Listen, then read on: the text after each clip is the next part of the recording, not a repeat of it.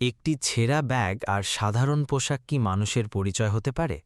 যখন অয়ন তার বন্ধুর রাজকীয় বিয়েতে এসে পৌঁছল, তখন সে জানত না যে দরজায় দাঁড়িয়ে থাকা পাহারাদার থেকে শুরু করে আভিজাত্যের দম্ভে অন্ধ নাফিসা সবাই তাকে কেবল তুচ্ছ এক আগন্তুক ভাববে।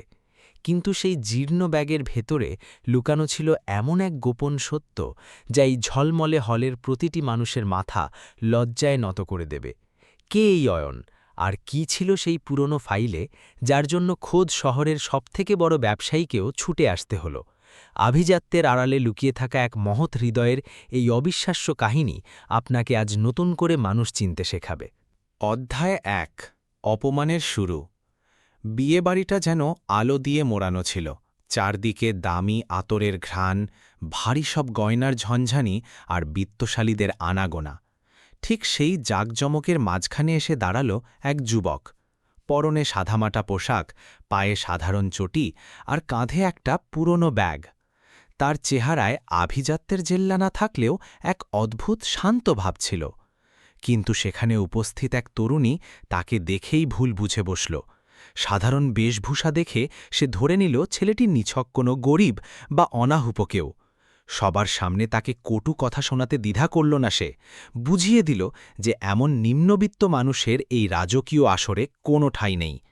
মেয়েটি জানত না, যাকে সে আজ তুচ্ছতাচ্ছিল্য করছে, মাত্র কয়েক মিনিট পরেই সেই পুরো হল ঘরকে স্তব্ধ করে দিতে চলেছে। কারণ সে সাধারণ কেউ ছিল না, সে ছিল ওই কোটিপতির একমাত্র উত্তরসূরি। বন্ধুরা, এই গল্পটা কেবল ধনী আর গরিবের সংঘাতের নয়, এটা মানুষের সংস্কার, অন্ধ অহংকার আর ভুল বিচার করার এক বাস্তব চিত্র। ভিডিওটি শেষ পর্যন্ত দেখলে হয়তো মানুষের পোশাক দেখে বিচার করার পুরনো অভ্যাসটা আপনার বদলে যেতে পারে। আমাদের চ্যানেলে প্রথমবার এসে থাকলে সাবস্ক্রাইব করে পাশে থাকবেন। আর হ্যাঁ, কমেন্টে ঝটপট জানিয়ে দিন আপনি এখন ঠিক কোথায় বসে এই ভিডিওটি দেখছেন। আমার কেন যেন মনে হচ্ছে আপনার ফোনের চার্জ এখন ৫৮% আশেপাশে, তাই না? মিলে গেলে ১ লিখুন, আর না মিললে ২। দেখা যাক আমার অনুমান কতটা ঠিক হয়। এবার আসল গল্পে ফেরা যাক। ২০২২ সালের সেপ্টেম্বরের সেই মেঘলা সন্ধ্যার কথা আমি আজও ভুলতে পারি না। কোঝিক করে সবেমাত্র বৃষ্টি থেমেছে। পিচ ঢালা রাস্তাগুলো ভেজা, নারকেল গাছ থেকে টুপটুপ করে জল পড়ছে। বাতাসে মাটি আর জেসমিনের গন্ধের সাথে মালাবার বিরিয়ানির সেই চেনা সুবাস মিশে এক চমৎকার পরিবেশ তৈরি হয়েছিল। আমি আয়ান রহমান, কাঁধে একটা সাধারণ কাপড়ের ঝোলা নিয়ে বেপো রোডের সেই বিশাল ওয়েডিং হলের সামনে গিয়ে দাঁড়ালাম। বাইরে থেকে হলটা দেখতে ঠিক যেন কোনো রাজপ্রাসাদ। আলোর রসনাই আর সারিবদ্ধ দামি গাড়ির ভিড় দেখে মনে হচ্ছিল এটা বিয়ে নয়, বড়লোকদের ক্ষমতার প্রদর্শনী। ভেতরে আমার পুরনো বন্ধু সাহাব কোয়ারের বিয়ে ছিল মরিয়েম ফাতেমার সাথে। সাহাবের জন্য আমি কোনো হীরের আংটি বা দামি উপঢৌকন আনিনি। আমার ব্যাগে ছিল কিছু জরুরি কাগজ, কয়েকজন সুবিধাবঞ্চিত বাচ্চার তালিকা আর আমার মায়ের অসমাপ্ত এক দোয়া, যা আমি ওই রাতেই পূর্ণ করতে চেয়েছিলাম।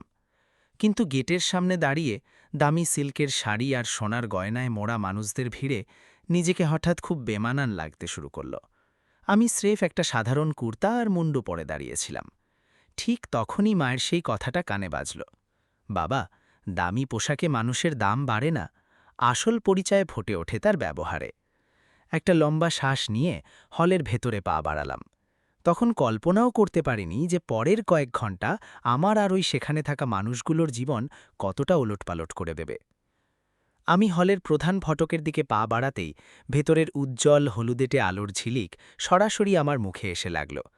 চারিদিকে উৎসবের আমেজ, সানাইয়ের মিষ্টি সুরের সাথে অতিথিদের হাসাহাসি আর কাটলারির টুংটাং শব্দ মিলেমিশে একাকার হয়ে গেছে। বাইরে বৃষ্টি থেমে গেলেও বাতাসে একটা ভিজে ভাব রয়ে গেছে। আমার পরনের মুন্ডটার নিচের দিকটা একটু ভিজে ভারী হয়ে গিয়েছিল। কাঁধের পুরনো ব্যাগটা আমার সাথে এমনভাবে সেটেছিল যেন সে নিজেও এই রাজকীয় পরিবেশে নিজের অপ্রাসঙ্গিকতা অনুভব করছে। গেটের কাছে একটা টেবিল পাতা, যেখানে নাম যাচাই করা হচ্ছিল। দুজন শক্তপোক্ত সিকিউরিটি গার্ডের মাঝখানে রেজিস্টার খাতা নিয়ে দাঁড়িয়েছিলেন এক ব্যক্তি। তার চেহারায় দিনের শেষের ক্লান্তি থাকলেও চোখের দৃষ্টি ছিল বেশ তীক্ষ্ণ। পরে জানলাম তার নাম প্রণব মেনন, এই হলের ম্যানেজার। আমি কিছুটা বিনয়ের সাথেই বললাম, আসসালামু আলাইকুম, ভেতরে যেতে হবে? আমি সাহাব কুয়ার বন্ধু। প্রণব সাহেব প্রথমে আমার মুখের দিকে তাকালেন, তারপর তার নজর ধীরে ধীরে আমার সাধারণ চটি, মুন্ডু আর ওই মলিন ব্যাগটার ওপর গিয়ে স্থির হল। সরাসরি কিছু না বললেও তার চাউনিতেই একটা তাচ্ছিল্য মেশানো প্রশ্ন ছিল। এই সাধারণ বেশভূষার মানুষটি কি সত্যি এই বিয়ের অতিথি হতে পারে? ইনভিটেশন কার্ডটা দেখান। তার কণ্ঠস্বর ছিল নিরুত্তাপ। আমি পকেটে হাত দিয়ে পরক্ষণই শান্তস্বরে জানালাম যে কার্ড আমার কাছে নেই, খোদ সাহাবই আমাকে ফোন করে ডেকেছে। তিনি রেজিস্টারের পাতা উল্টালেন, হয়তো আমার নামটা সেখানে পেলেন না। একটা দীর্ঘশ্বাস ফেলে বললেন, দেখুন, এটা খুব বড় অনুষ্ঠান, দুই পরিবারের সবাই সবাইকে চেনে, কার্ড ছাড়া কাউকে ঢুকতে দেওয়া আমার জন্য দায় হয়ে যাবে। তার যুক্তিতে ভুল ছিল না, কিন্তু তার তাকানোর ভঙ্গিটা কেবল নিয়মকানুনের মধ্যে সীমাবদ্ধ ছিল না। আমার পাশ দিয়েই দামি আতরের সুবাস ছড়িয়ে অতিথিরা ভেতরে যাচ্ছিলেন। সোনার চুড়ির ঝনঝনানি আর রেশমি কাপড়ের খসখসানি পাশ কাটিয়ে যাওয়ার সময় শুনতে পেলাম একজন তার সঙ্গীকে ফিসফিস করে বলছেন, কেটারিংয়ের লোক হয়তো। অন্যজন টিটকিরি দিয়ে হাসল, কিংবা ভুল ঠিকানায় চলে এসেছে। আমি তাদের দিকে তাকালামও না। জগতের সব বিদ্রূপের জবাব দিতে থাকলে মানুষ কোনোদিন নিজের গন্তব্যে পৌঁছতে পারে না। আমি শুধু ব্যাগের বেল্টটা একটু টেনে নিয়ে প্রণব সাহেবকে অনুরোধ করলাম একবার সাহাবকে খবর দিতে। প্রণব সাহেব কিছুক্ষণ চুপ করে থেকে হলের ভেতরের আলোকসজ্জার দিকে তাকালেন। তারপর বললেন, বরকে এখন ডাকা মুশকিল, ভেতরে অনুষ্ঠান চলছে, আপনি একপাশে দাঁড়ান, দেখি কাউকে পাঠানো যায় কিনা। আমি নিঃশব্দে সায় দিলাম। সত্যি বলতে আমার পকেটেই মোবাইল ছিল, চাইলে আমি নিজেই সাহাবকে ফোন করতে পারতাম। কিন্তু আঙুলগুলো ফোনের স্ক্রিন ছোঁয়ার আগেই থেমে গেল। আজ আমার বন্ধুর জীবনের সবথেকে বড় দিন। আমি চাইনি আমার জন্য সে উৎসব ফেলে দরজায় ছুটে আসুক আর লোকে তাকে নিয়ে কথা বলুক। কিছু সম্পর্কে অভিযোগের চেয়ে সমঝোতার দাম বেশি হয়। হলের একপাশে দাঁড়িয়ে রইলাম। ভেতর থেকে সুস্বাদু বিরিয়ানির সুগন্ধ নাকে আসছিল। মুরব্বীরা সাদা টুপি আর মুন্ডু পরে গাম্ভীর্যের সাথে ভেতরে যাচ্ছিলেন। তাদের মধ্যে কেউ কেউ আমার দিকে উৎসুক দৃষ্টিতে তাকালেও পরক্ষণেই চোখ ফিরিয়ে নিলেন। মায়ের সেই কথাটা খুব মনে পড়ল, বাবা, কোনো দরজায় দাঁড়িয়ে ধৈর্য হারাস না, মাঝে মধ্যে ওই চৌকাঠি মানুষের আসল পরীক্ষা নেয়। রাগ হচ্ছিল না, বরং একটু মন খারাপই লাগছিল। আমি তো এখানে কোনো ঝগড়া করতে আসিনি, এসেছিলাম বন্ধুকে দোয়া দিতে আর মায়ের হাতের একটা স্মৃতি সঠিক মানুষের কাছে পৌঁছে দিতে। প্রণব সাহেব মাঝে মধ্যে আর চোখে আমাকে দেখছিলেন। তার মনে তখনও সন্দেহ আর অস্বস্তি কাজ করছিল। ঠিক সেই মুহূর্তে হলের ভেতর থেকে একদল তরুণী হাসতে হাসতে বাইরের দিকে এলো। ঝকমকে পোশাকে তারা যেন এক একটা প্রজাপতি।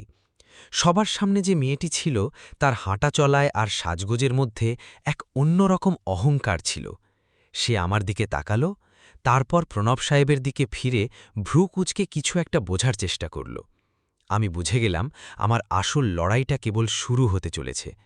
মেয়েটি ভিড় ঠেলে সরাসরি আমার দিকে এগিয়ে আসতে লাগল।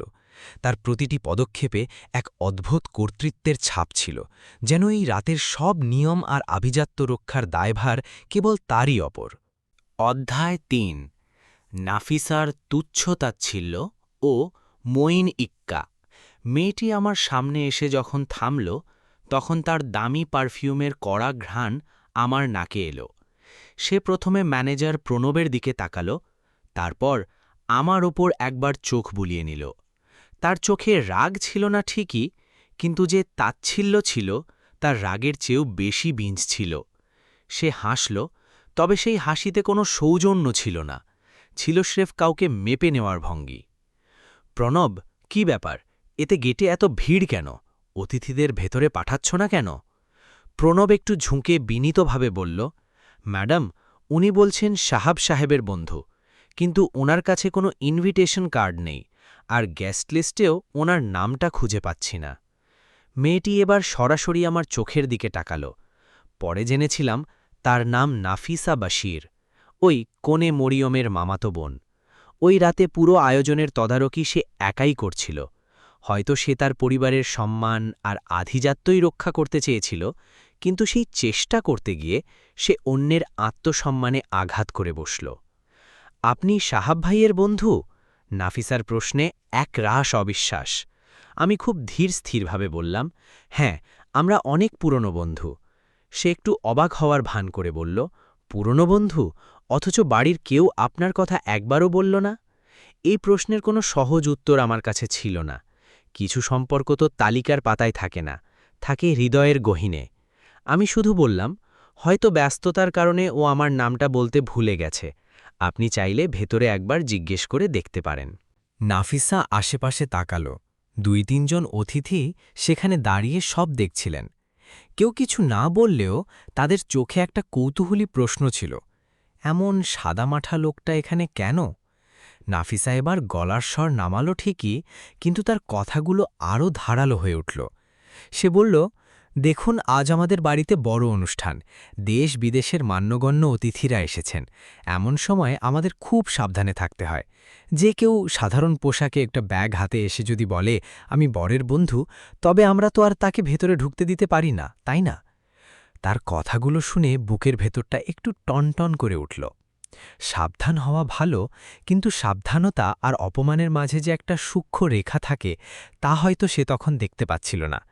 আমি শুধু বললাম, আমি আপনার সমস্যাটা বুঝতে পারছি, আমি এখানেই অপেক্ষা করছি। আমার এই শান্ত ভাবটা বোধহয় নাফিসাকে আরও অস্বস্তিতে ফেলে দিয়েছিল। আমি যদি চেঁচামেচি করতাম, তবে সে আমাকে অভদ্র প্রমাণ করতে পারত, আর আমি যদি রাগ করে চলে যেতাম, তবে সে নিজেকে জয়ী মনে করত। কিন্তু আমার ওইভাবে দাঁড়িয়ে থাকাটা যেন তার আভিজাত্যের গায়ে একটা প্রশ্নচিহ্ন হয়ে দাঁড়াল। তার এক বান্ধবী নিচু স্বরে বলল, নাফিসা থাক না, যদি সত্যি বন্ধু হয় তবে। নাফিসা তাকে থামিয়ে দিয়ে বলল, সামিরা, তুমি বুঝবে না, বড় অনুষ্ঠানে শুধু অতিথি আসে না, বিপদও আসতে পারে, পরে কিছু হলে লোকে আমাদেরই দোষ দেবে।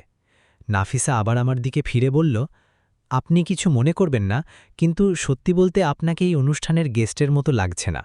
কথাটি সে নিচু স্বরে বললেও আশেপাশে সবার কানে পৌঁছে গেল। কেউ আড়ালে হাসল, কেউ বা অস্বস্তিতে নজর ভেরিয়ে নিল।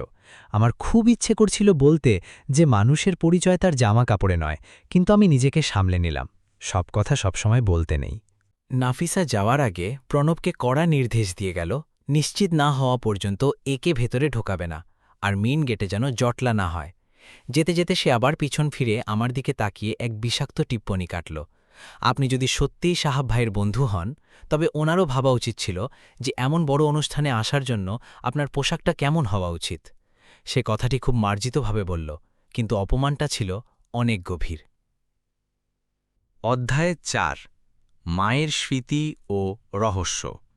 আমি স্রেফ মাথা নেড়ে সায় দিলাম। তিনি আবার রান্নাঘরের ধোঁয়া আর হুল্লোড়ের মধ্যে মিশে গেলেন। আমি ওই গরম জলের গ্লাসটা হাতে নিয়ে একপাশে দাঁড়িয়ে রইলাম। হলের ভেতর থেকে তখন বিয়ের আনুষ্ঠানিকতার জোরালো শব্দ ভেসে আসছে। লোকজনের হইচই, ছোটদের ছোটাছুটি আর বাসনপত্রের ঝানঝানি সবই ছিল, কিন্তু ওই জনসমুদ্রের মাঝে আমি যেন এক বিচ্ছিন্ন দ্বীপে দাঁড়িয়ে। কিছুক্ষণ পর মঈন ইক্কা আবার ফিরে এলেন। এবার তার হাতে কলার পাতায় মোড়ানো গরম বিরিয়ানির একটা ছোট প্যাকেট। একটু মুখে দিয়ে নাও বাবা, তিনি নরম গলায় বললেন। বাইরে বৃষ্টি, মনে একরাশ প্রতীক্ষা, আর পেটে খিদে, এই 3টে জিনিস একসাথে হলে মানুষ খুব তাড়াতাড়ি ভেঙে পড়ে। আমি একটু লজ্জিত হয়ে বললাম, এখন থাক ইক্কা, পরে খেয়ে নেব। তিনি আমার মুখের দিকে খুব খুঁটিয়ে তাকাচ্ছিলেন। তোমার কথা বলার ঢংটা না খুব চেনা লাগছে, তিনি বিড়বিড় করলেন। আমি কিছু বলতে যাব, ঠিক তখনই বাতাসের একটা ঠান্ডা ঝাপটা এলো। সেই বাতাসে আমার কাঁধে থাকা ঝোলা ব্যাগের চেন কিছুটা আলগা হয়ে গেল, আর ভেতর থেকে একটা পুরনো সাদা রুমাল বাইরে উঁকি দিল। আমি তড়গুড়ি করে সেটা ভেতরে ঢোকাতে চাইলাম। রুমালটা অনেক পুরনো, কিনারের দিকটা কালচে হলুদ হয়ে গিয়েছে। মা নিজের হাতে নীল সুতো দিয়ে রুমালটার এক কোণে আমার নাম বুনে দিয়েছিলেন। মঈন ইক্কার নজর রুমালটার উপর গিয়ে আটকে গেল। তিনি সেটা স্পর্শ করেননি ঠিকই, কিন্তু যেভাবে সেদিকে তাকিয়ে রইলেন তাতে মনে হলো তিনি অনেক পুরনো কোনো ছবি দেখছেন। সাধারণ মানুষের কাছে ওটা স্রেফ একটা ছেঁড়া ন্যাকড়া হতে পারে, কিন্তু আমি যেভাবে পরম মমতায় ওটা সামলাচ্ছিলাম তা দেখে তিনি বুঝে গেলেন এটার দাম অনেক বেশি। কার রুমাল এটা? তিনি খুব নিচু স্বরে জানতে চাইলেন। আমি রুমালটা পকেটে রাখতে রাখতে বললাম, আমার মায়ের, এখন ওনার স্মৃতিটুকুই আমার সম্বল। তার চোখের চাউনিটা নিমেষেই বদলে গেল। এক অদ্ভুত করুণা আর মমতা খেলা করে গেল তার মুখে। মায়ের নাম কি তোমার? আমি লম্বা একটা শ্বাস নিয়ে বললাম, সাফিয়া রহমান। সাফিয়া রহমান নামটা কানে যেতেই লোকটা যেন পাথরের মতো জমে গেলেন। মইনিক্কার মুখের সব রেখা পাল্টে গেল। মনে হল চোখের সামনে সময় থমকে দাঁড়িয়েছে। তিনি তাড়াতাড়ি নজর নিচু করে নিলেন। রান্নাঘরের চুলার ভাঁপ তার পেছনের আকাশটা ঝাপসা করে দিচ্ছিল, কিন্তু তার চোখের কোণে যে জল চিকচিক করছিল তা আগুনের তাপের জন্য নয়। সাফিয়া বিবি, তিনি খুব ধীর আর ভাঙা গলায় বললেন, আল্লাহ ওনাকে জান্নাত নসিব করুন। আমি একদম আকাশ থেকে পড়লাম। অবাক হয়ে জিজ্ঞেস করলাম, আপনি কি আমার মাকে চিনতেন ইক্কা? তিনি সাথে সাথে কোনো উত্তর দিলেন না, শুধু তার কাঁধের পুরনো গামছাটা দিয়ে একবার চোখ দুটো মুছে নিলেন। অধ্যায় ৫, মনের পরিবর্তন ও শিহাবের আগমন। মইনিক্কা কিছুক্ষণ আমার দিকে তাকিয়ে রইলেন। ওনার কণ্ঠস্বরটা ভারী হয়ে এলো, কিন্তু নিজেকে সামলে নিয়ে বললেন, জানতাম রে অয়ান, তোর মা স্রেফ একজন মানুষ ছিলেন না। আমার ঘরের উনুন যখন নিভে আসছিল তিনিই তা জ্বালিয়ে দিয়ে গিয়েছেন। তবে এই বৃষ্টির রাতে গেটের সামনে দাঁড়িয়ে সেই বিশাল ইতিহাস বলার মতো পরিবেশ ছিল না। বন্ধুরা, ভিডিওটি ভালো লাগলে সাবস্ক্রাইব করে পাশে থাকুন, আর কমেন্টে জানান তো আপনার ফোনের চার্জ কি এখনও ৫৮%ই আছে। আমার হাতের গ্লাসটা তখনও উষ্ণ ছিল, কিন্তু মইনিক্কার কথা শুনে বুকের ভেতর অন্য এক রকম উষ্ণতা অনুভব করলাম। বিস্ময় আর মায়ের পুরনো স্মৃতির ভিড়ে আমার মনে হল এই অচেনা শহরেও মায়ের দোয়া আগে থেকেই আমার জন্য পথ তৈরি করে রেখেছে। ইক্কা আমার কাঁধে আলতো করে হাত রাখলেন। ভেবো না বাবা, নেক মানুষদের পরিচয় পেতে একটু দেরি হয় ঠিকই, কিন্তু হয় নিশ্চয়ই। তিনি আবার রান্নাঘরের দিকে চলে গেলেন। যাওয়ার সময় লক্ষ্য করলাম হলের ভেতরের মুরব্বীদের সারি থেকে এক বৃদ্ধা আমাদের দুজনকে খুব খুঁটিয়ে দেখছেন। ওনার চোখে বয়সের ক্লান্তি থাকলেও এক ধরনের প্রখর বুদ্ধির ছাপ ছিল। পরে জেনেছিলাম ওনার নাম রজিয়া বিবি, কনে মরিয়মের নানি। বাড়ির সব বাচ্চা তাকে ভালোবেসে উম্ম বলে ডাকে। তিনি সচরাচর কথা কম বলতেন, কিন্তু ওনার নজর থেকে কিছুই এড়াত না। আমি তখনও দরজার কাছেই দাঁড়িয়েছিলাম। মইনিক্কা বিই, কিন্তু তার দেওয়া গরম জলের আমার হাতে তখনও লেগে আছে। ভেতরে তখন নিকার শেষ মুহূর্তের ব্যস্ততা, আতরের সুবাস, রেশমি শাড়ির খসখসানি আর পুরুষদের নিচু স্বরে কথোপকথন মিলে এক রাজকীয় পরিবেশ। রজিয়া বিবি এক পলক আমাকে দেখলেন, তারপর ওনার নজর গেল রান্নাঘরের দিকে, যেখানে মইন ইক্কা কাজ করতে করতেও বারবার আমাকে দেখছিলেন। বৃদ্ধা বোধহয় বুঝেই গিয়েছিলেন যে গেটে দাঁড়িয়ে থাকা এই ছেলেটা কেবল দেরি করে আসা কোনো সাধারণ অতিথি নয়। তিনি কাছে দাঁড়িয়ে থাকা এক কিশোরীকে ইশারা করলেন। মেয়েটি দৌড়ে নাফিসার কাছে গেল। নাফিসা একটু অবাক হয়ে নাতির কাছে গিয়ে এলো। আমি পানির টেবিলের খুব কাছেই ছিলাম, তাই তাদের কথাগুলো একদম পরিষ্কার শুনতে পাচ্ছিলাম। রজিয়া বিবি নাফিসাকে পাশে বসার ইঙ্গিত দিলেন। নাফিসা কপালে ওড়না টেনে বিনীতভাবে জিজ্ঞেস করল, আপনি ডেকেছেন? বৃদ্ধা নাফিসার সোনার চুড়িগুলোর ওপর একবার হাত বুলিয়ে ওর মুখের দিকে তাকালেন।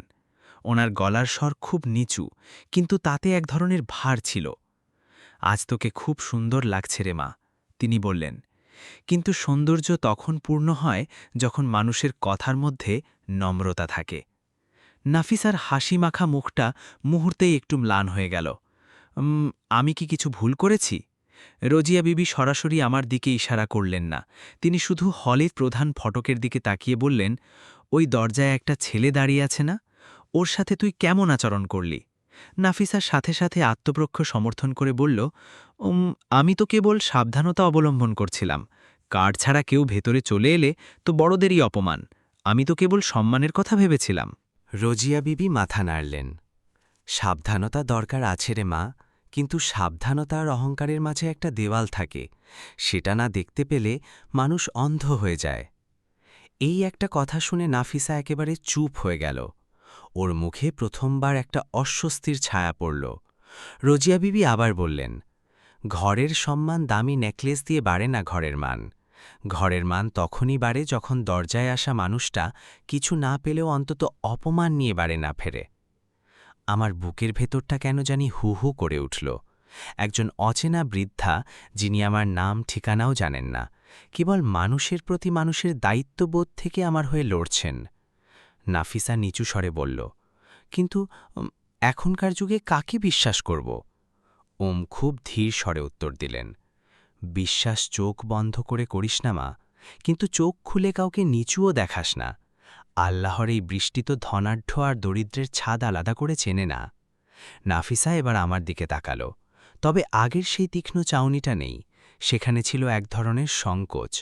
রোজিয়া বিবি ওর হাতটা ধরে শেষ কথাটি বললেন, যা আমার কান পর্যন্ত পৌঁছালো।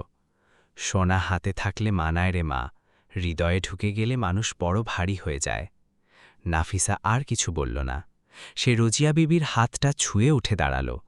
তার পা আবার অতিথিদের দিকে বাড়ল ঠিকই, কিন্তু সেই উদ্ধত চালটা যেন কোথাও হারিয়ে গিয়েছে। আমি মাথা নিচু করে নিজের মনেই হাসলাম। ঠিক তখনই ভেতর থেকে খুব পরিচিত একটা কণ্ঠস্বর চিৎকার করে উঠল, ওয়ান, তুই এখানে? অধ্যায় 6, অয়ান ও শিহাবের মিলন এবং ব্যাগের রহস্য। অয়ান, তুই এখানে দাঁড়িয়ে? এই চেনা কণ্ঠস্বরটা কানে আসতেই আমি মাথা তুলে তাকালাম।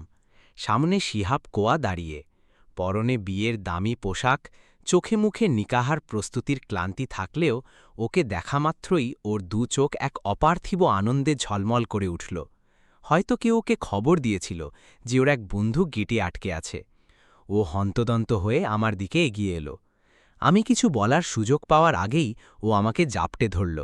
সেই একটা আলিঙ্গনেই যেন গত আধ ঘণ্টার সব অপমান আর একাকিত্বের বোঝা কর্পূরের মতো উড়ে গেল।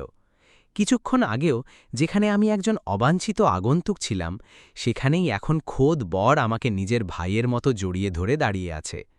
আশেপাশে দাঁড়িয়ে থাকা মানুষগুলো মুহূর্তেই নিস্তব্ধ হয়ে গেল। ম্যানেজার প্রণববাবু তার হাতে থাকা গেস্ট লিস্টের খাতাটা অপরাধীর মতো গুটিয়ে নিলেন। সামিরা একবার নাফিসার দিকে তাকাল। নাফিসার চোখে তখন স্পষ্টত অস্বস্তি আর পরাজয়ের গ্লানি। শিহাব ভাই, নাফিসা বেশ ধীর গলায় বলল, আমরা জানতাম না যে উনি আপনার এত ঘনিষ্ঠ।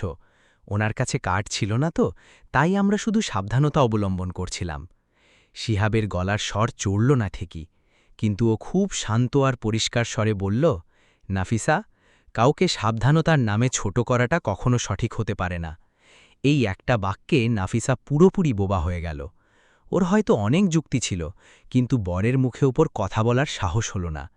শিহাব এবার আমার কাঁধে হাত রাখল। চল ভেতরে চল, উম্মা আব্বা তোর জন্য অপেক্ষা করছেন, মারিয়ামও তোর কথা অনেক শুনেছে।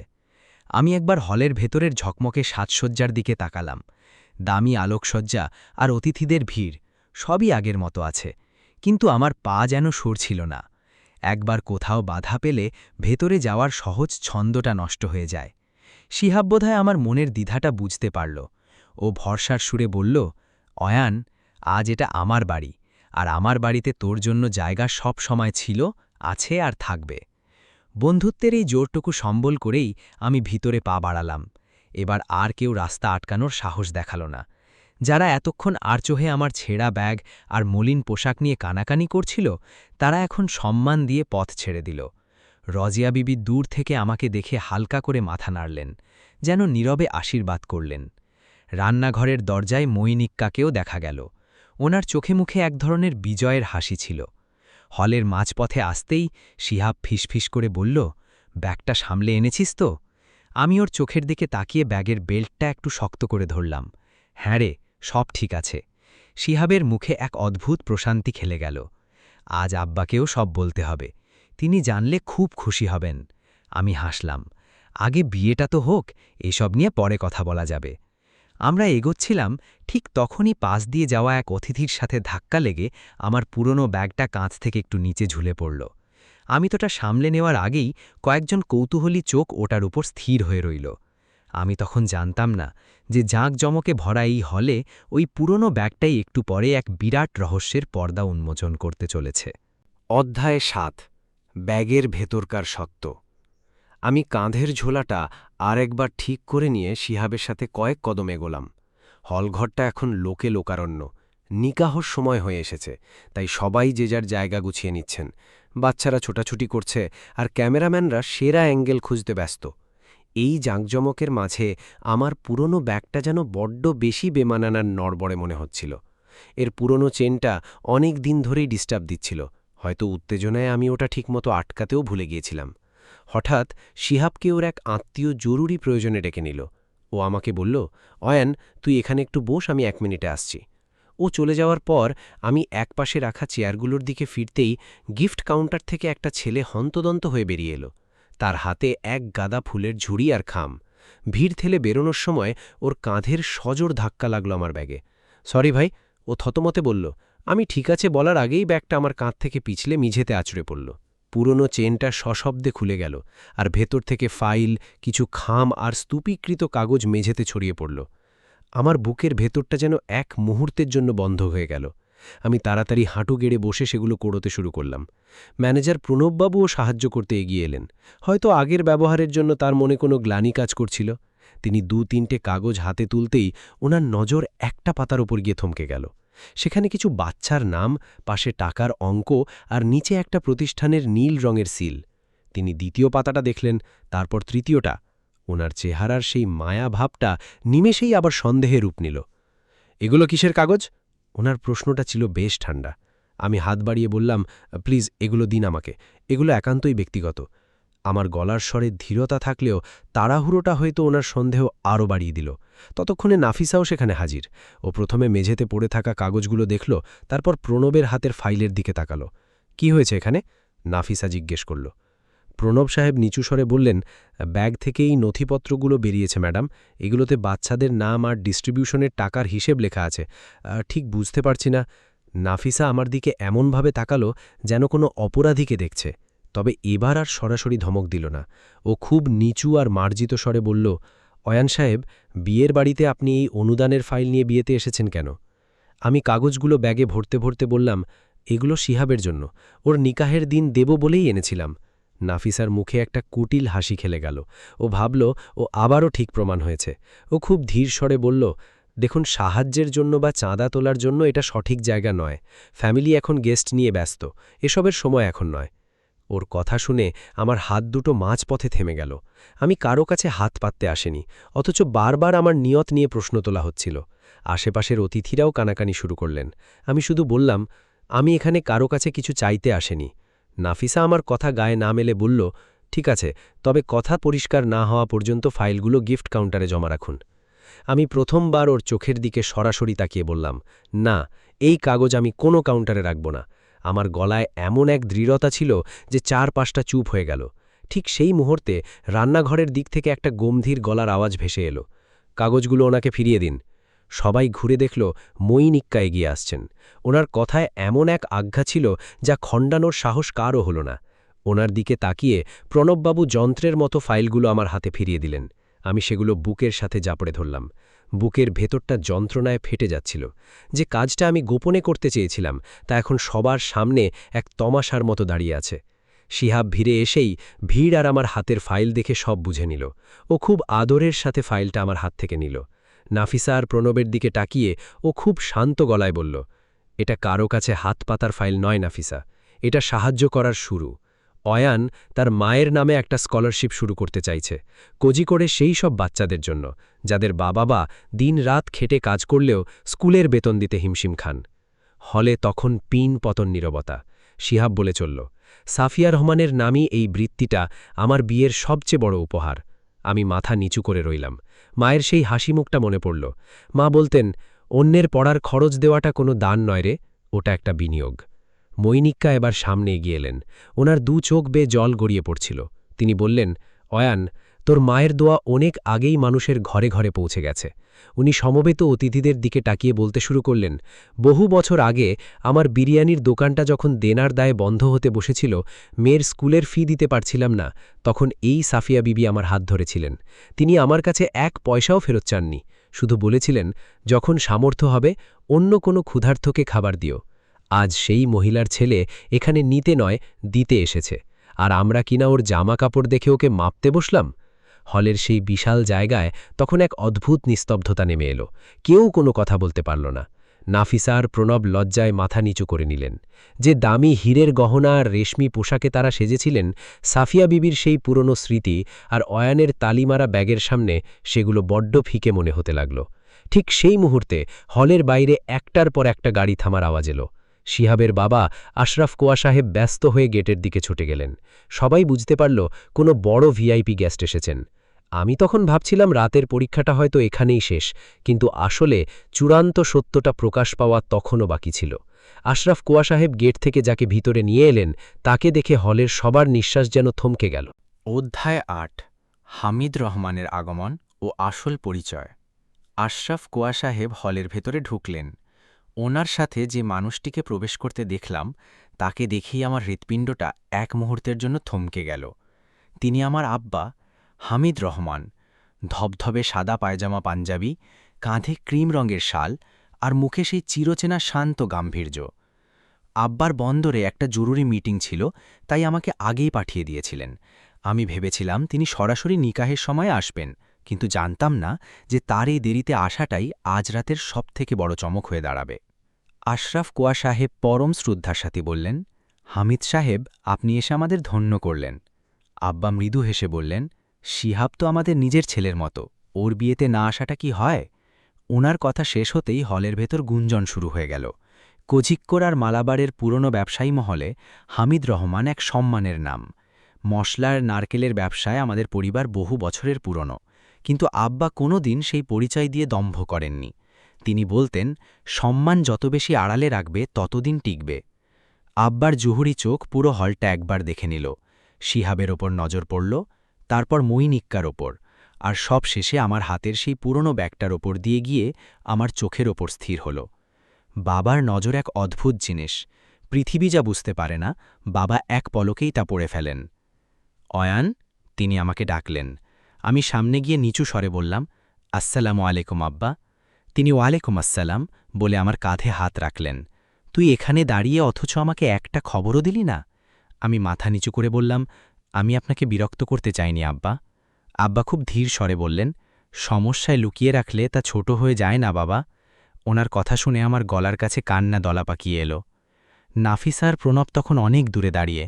নাফিসার সেই উদ্ধত ভাব এখন উধাও, পরিবর্তে একরাশ ভয় আর অস্বস্তি। আশরাফ কোয়া সাহেবও বেশ লজ্জিত বোধ করছিলেন।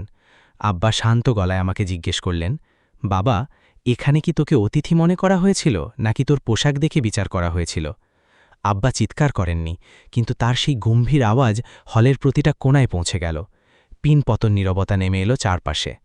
আমি তাড়াতাড়ি বললাম, আব্বা, ওসব কিছু না, সামান্য একটা ভুল বোঝাবুঝি হয়েছিল। আব্বা একটা দীর্ঘশ্বাস ফেলে বললেন, তোর মাও ঠিক এমনই ছিল, নিজের কষ্টটা চেপে রাখত যাতে অন্য কেউ ছোট না হয়। শিহাব আমার পাশেই দাঁড়িয়েছিল, ওর চোখে ছিল আমার জন্য একরাশ গর্ব আর কৃতজ্ঞতা। আশরাফ কোয়া সাহেব অপরাধীর মতো বললেন, হামিদ সাহেব, আমাদের যদি কোনো ভুল হয়ে থাকে তবে ক্ষমা করবেন।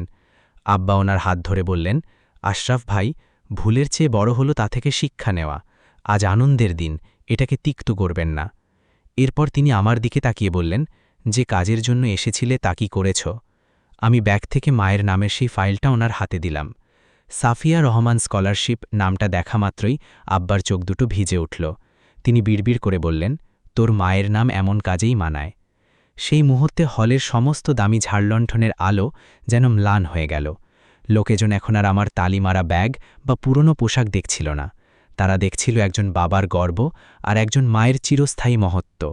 নাফিসা আর মুখ তুলে তাকাতে পারছিল না। সে হয়তো কিছু বলতে চেয়েছিল, কিন্তু ওর সেই দাম্ভিক জীব আজ অরষ্ট হয়ে গেছে। অধ্যায় ৯ নাফিসার অনুশোচনা ও ক্ষমা প্রার্থনা। নাফিসা এক কদম এগিয়ে এসে থমকে দাঁড়াল। ওর কবজির সোনার চুড়িগুলো আগের মতোই ঝকঝক করছিল। পরনের দামি পোশাকটাও ছিল নিখুঁত, কিন্তু ওর চোখে মুখে লেগে থাকা সেই উদ্ধত দম্ভটা এখন এক অকৃত্রিম লজ্জায় ঢাকা পড়েছে।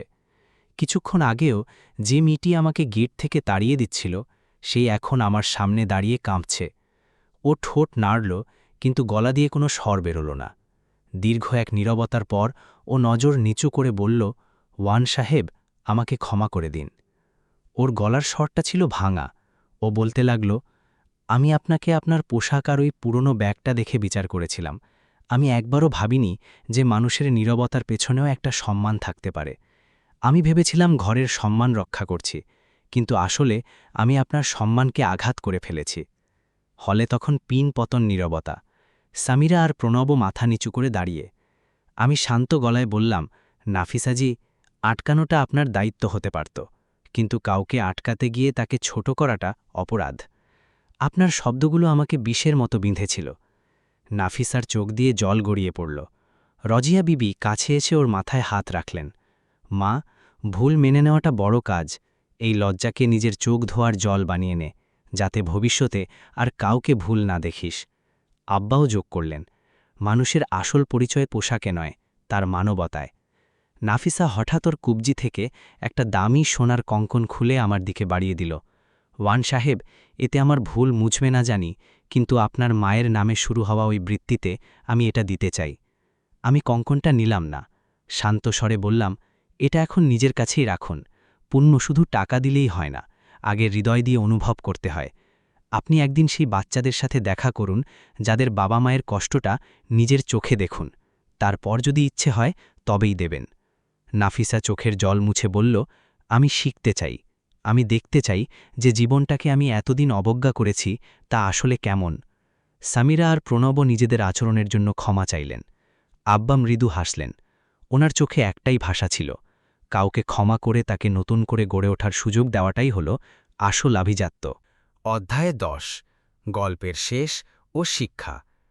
ঠিক সেই সময় ভেতর থেকে নিকাহার জন্য ডাকার চূড়ান্ত আওয়াজ এলো। শিহাব আমার দিকে তাকিয়ে হাসল। অয়ান, চল এবার। আমি ফাইলটা সযত্নে ব্যাগে পুরে নিলাম। অবাক হয়ে খেয়াল করলাম ব্যাগটা এখন আর ভারী লাগছে না। আসলে ব্যাগের বোঝা তো কাগজের ছিল না, ছিল এক রাশ তিক্ততা আর ভুল বোঝাবুঝির, যা এখন ধুয়ে মুছে সাফ হয়ে গিয়েছে। নাফিসা তখন মারিয়ামের পাশে গিয়ে বসেছে। ও খুব নিচু স্বরে মারিয়ামকে কিছু একটা বলল। মারিয়াম ওর হাতটা শক্ত করে চেপে ধরল। রজিয়া বিবি নিজের জায়গায় ফিরে গিয়ে শান্ত চোখে সবটা দেখছিলেন। মঈনিক্কা রান্নাঘরে যাবার সময় একবার ফিরে তাকিয়ে আমার দিকে দেখে তৃপ্তির হাসি হাসলেন। নিকাহার মন্ত্রপাঠের গম্ভীর শব্দ পুরো হলে ছড়িয়ে পড়ল। আমি শিহাবের পেছনে গিয়ে দাঁড়ালাম আর মনে মনে মাকে স্মরণ করলাম। সেই রাতে আমার মনে হল, দোয়া সব সময় আকাশ থেকে নেমে আসে না, কখনো কখনো তা মানুষের বদলে দেওয়া হৃদয়ে জন্ম নেয়। নিকাহ শেষ হবার পর চারদিকের পরিবেশটা একদম বদলে গেল। সেই একই আলো, একই জাঁকজমক আর মঈনিক্কার হাতের সেই বিখ্যাত বিরিয়ানির সুবাস সবই ছিল ঠিক আগের মতো। কিন্তু মানুষের চোখের চাউনিতে এখন এক অদ্ভুত নম্রতা। হয়তো উপস্থিত প্রত্যেকেই নিজের মনের ভেতরে কোনো এক পুরনো সংস্কারকে হাতড়ে দেখছিলেন। কখনো কি আমরাও কাউকে পোশাক দেখে বিচার করিনি? কখনো কি আমরাও কারো নীরবতাকে তার দুর্বলতা ভাবিনি? শিহাব আর মারিয়ামের নতুন জীবন শুরু হল এক রাষ্ট্র মধ্য দিয়ে। আমি হলের এক কোণে দাঁড়িয়ে ওদের দেখছিলাম। আমার কাঁধে সেই পুরনো তালিমারা ব্যাগটা তখনও ঝোলানো ছিল, কিন্তু এখন আর সেটাকে আগন্তুক মনে হচ্ছিল না। নাফিসা দূর থেকে একবার আমার দিকে তাকাল। এবার ওর চোখে প্রশ্ন ছিল না, ছিল গভীর সম্মান। আমি হালকা মাথা নিচু করে প্রতি অভিবাদন জানালাম। আমার মনে হল, ক্ষমার আসল মানে এটাই। যখন কেউ নিজের ভুল বুঝতে পেরে বদলাতে চায়, তখন তার জন্য হৃদয়ের দরজাটা খুলে দেওয়া। যখন আমি হল থেকে বাইরে বেরোলাম, কোঝিকোড়ের বৃষ্টি তখন ঝিরঝির করে পড়ছে। রাস্তার ল্যাম্প পোস্টের আলো বৃষ্টির ফোঁটায় প্রতিফলিত হয়ে এক মায়াবী পরিবেশ তৈরি করেছে। আমি আকাশের দিকে তাকিয়ে মনে মনে বললাম, মা, তোমার সেই দোয়া আজ আরও একজনের হৃদয়ে জায়গা করে নিল। উপসংহার ও শিক্ষা। বন্ধুরা, অয়ানের এই গল্প আমাদের এক কঠিন সত্যের মুখোমুখি দাঁড় করায়। আমরা প্রায়ই রাস্তাঘাটে বা অনুষ্ঠানে এমন মানুষের দেখা পাই যারা খুব সাধারণ পোশাকে থাকেন, কথা কম বলেন, ভিড়ের মধ্যে একা দাঁড়িয়ে থাকেন। কিন্তু আমরা কি জানি তাদের ভেতরে কত ত্যাগ, কত না বলা গল্প আর কত অসম্পূর্ণ স্বপ্ন লুকিয়ে আছে? এই গল্প থেকে আমাদের শেখার আছে 3টি বড় শিক্ষা। 1. পোশাকই পরিচয় নয়। মানুষের আসল দাম তার ব্র্যান্ডের জুতো, দামি ঘড়ি বা রাজকীয় পোশাকে থাকে না। তার আসল পরিচয় তার আচরণ আর হৃদয়ের উদারতায়। 2. নীরবতা মানেই দুর্বলতা নয়। কেউ যদি আপনার অপমানের জবাবে চুপ থাকে তবে ভাববেন না সে ভয় পেয়েছে, হতে পারে সে তার বাবা মায়ের দেওয়া সংস্কার পালন করছে। ৩. ভুল স্বীকারের সাহস। নাফিসা ভুল করেছিল, কিন্তু যখন সে হামিদ রহমানের সামনে দাঁড়িয়ে ক্ষমা চাইল তখন সে আসলে হারের চেয়ে বেশি জিতেছিল, কারণ নিজের ভুল স্বীকার করতে অনেক বড় কলিজার প্রয়োজন হয়। তাই সব সময় বিনয়ী থাকুন, কারো গায়ের সাধারণ কাপড় দেখে তাকে অবজ্ঞা করবেন না। হতে পারে আপনার বিপদে ওই সাধারণ মানুষটি সবথেকে বড় অসাধারণ হয়ে আপনার পাশে দাঁড়াবে।